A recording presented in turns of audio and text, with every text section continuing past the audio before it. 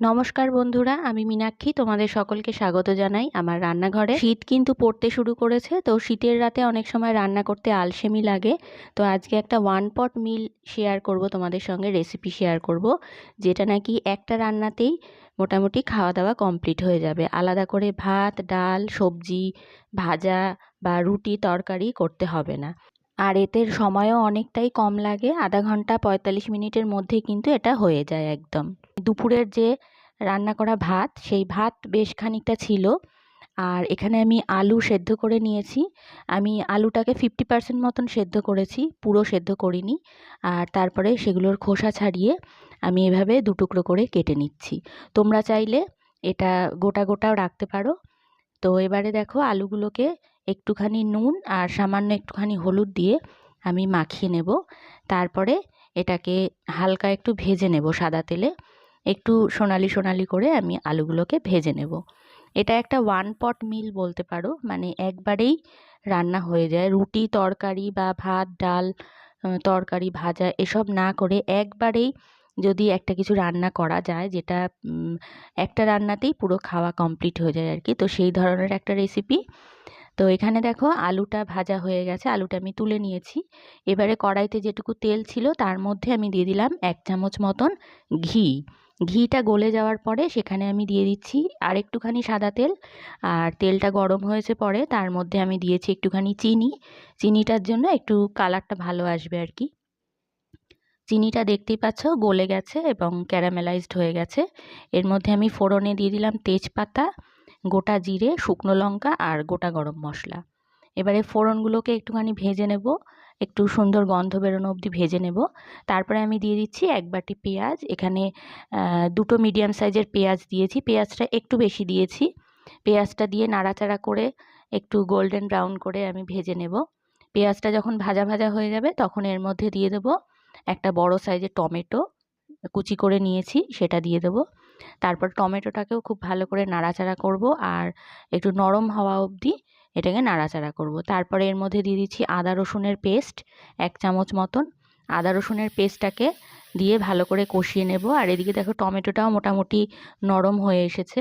এবার একটা বাটির মধ্যে নিয়ে নিয়েছি জিরের গুঁড়ো, লঙ্কার গুঁড়ো, ধনের গুঁড়ো আর হলুদ গুঁড়ো দিয়ে অল্প একটুখানি জল দিয়ে এটার একটা পাতলা মতন একটা ঘোল বানিয়ে নিয়েছি, মানে একটা গুলিয়ে নিয়েছি মশলাটা আর কি, জল দিয়ে, অল্প জল দিয়ে। তো এটাকে গুলিয়ে নিয়ে এই মশলাটা কিন্তু আমি ওই টমেটো কষানো যেটা হয়েছে তার মধ্যে দিয়ে দেব।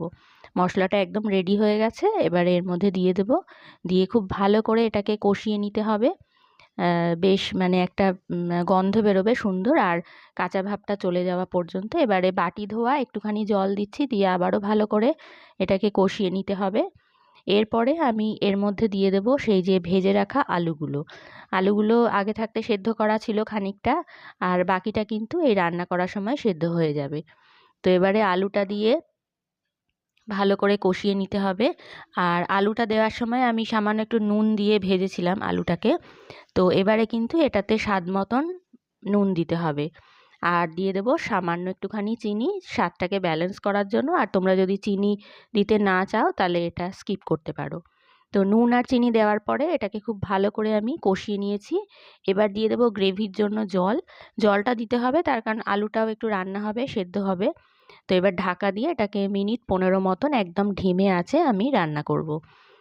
এখন দেখো 15 মিনিট পরে আলুটাও বেশ খানিকটা সেদ্ধ হয়ে গেছে, অনেকটাই সেদ্ধ হয়ে গেছে। আর এদিকে যে গ্রেভিটা দিয়েছিলাম সেটাও কিন্তু কমে এসেছে, বেশ একটা ঘন ঘন ভাব হয়েছে। এবার আমি গ্যাস বন্ধ করে দিয়েছি। এবারে এখান থেকে অর্ধেকটা পরিমাণ আলু আর গ্রেভি তুলে নিচ্ছি। এর মধ্যে আমি দিয়ে দেব সেই যে ভাতটা রান্না করেছিলাম, একদম নর্মাল চালের ভাত আর কি, যেই ভাত তোমরা বাড়িতে খাও সেই ভাত দিয়ে করলেই এটা হবে। আর যদি দেরাদুন রাইস বা বাসমতি চালের ভাত হয় তাহলে তো খুবই ভালো হবে। তো একটা ভাতের লেয়ার দেওয়ার পরে আমি দিয়ে দিলাম বিরিয়ানি মশলা, আর দিয়ে দিচ্ছি এখানে 1 চামচ মতন ঘি। এখানে চাইলে বেরেস্তাও দিতে পারো, আমি কিন্তু বেরেস্তাটা দেইনি। এবারে ওপর দিয়ে আবারও যে আলু আর গ্রেভিটা তুলে রেখেছিলাম সেটা দিয়ে দিচ্ছি। এবার ওপর দিয়ে দিয়ে দেবো আর একটু যে ভাত বেঁচে আছে সেই ভাতের লেয়ারটা ওপর দিয়ে দিয়ে দেবো। তো এবারে ভাতের লেয়ারিংটা হয়ে গেছে সম্পূর্ণ। এবার আমি ওপরে দিয়ে দিলাম বিরিয়ানি মশলা 1 চামচ মতন, আর দিয়ে দেব ঘি। আবারও বলছি, তোমরা এখানে বেরেস্তা চাইলেই দিতে পারো, বরং ভালোই হবে সেটা। আর আমি যেহেতু বেরেস্তা দেইনি, আমার কাছে একটু স্যাফরন ছিল, আমি সেটাই ওপর থেকে দিয়ে দিয়েছি। এবার ঢাকা দিয়ে একদম ধিমে আঁচে 15 থেকে 20 মিনিট রান্না করব। এটা বেশি সময় লাগবে না, তার কারণ কি সব কিছুই যেহেতু রান্না করা আগে থাকতে। এবারে দেখো এটা একদম তৈরি হয়ে গেছে, আর ঢাকা খোলা মাত্রই কিন্তু দারুণ গন্ধে বাড়ি একেবারে ম ম করতে লাগলো। তো আজকের এই রেসিপিটা তোমাদের কেমন লাগলো অবশ্যই জানাবে। ভালো লাগলে লাইক আর সাবস্ক্রাইব করতে একদম ভুলো না, আর শেয়ার করতেও ভুলো না। সকলকে অসংখ্য ধন্যবাদ।